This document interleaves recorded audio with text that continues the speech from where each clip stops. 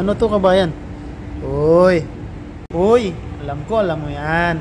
Alam ko meron kang ideya tungkol dyan. Pakishare mo naman kabayan. Oh, ganda ng view. Grabe.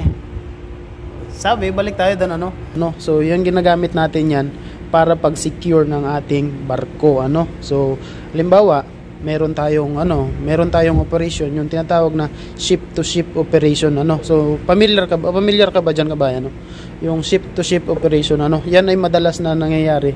Halimbawa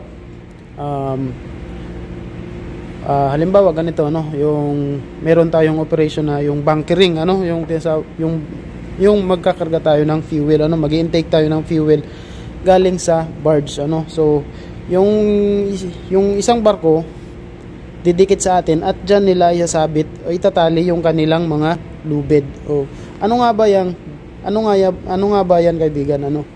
So ang sabi, beats are a pair of ganda ng view. Grabe. Sabi, balik tayo doon ano. Sabi daw, beats are a pair of wooden or metal post, no? Post, ibig sabihin poste, no? So, mounted either aboard vessel or ships, no? Or on. Sabi niya, or on daw. Meron pang or on, no?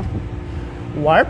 Sabi niya, warp, pier, or quay, no? So yun po ang ibig sabihin. Doon mo po makikita ano. So doon mo madalas makikita ang mga post ano. So ayun no, malinaw. Sabi mounted daw either aboard ship or warp ano. So yan, makikita natin yan dito sa ating barko. Marami yan kabayan ano.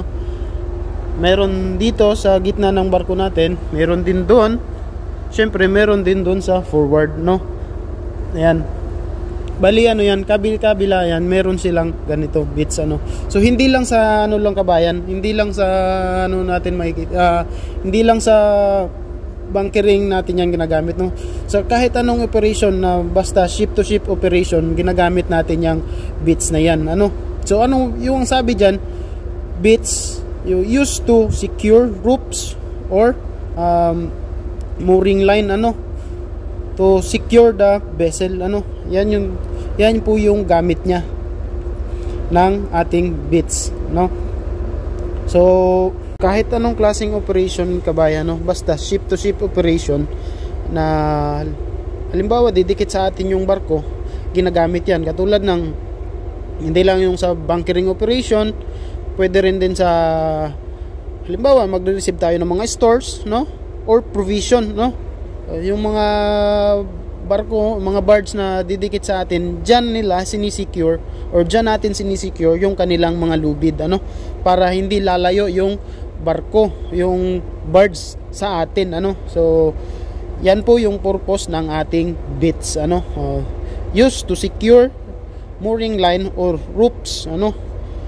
Yan po yung gamit ng bits.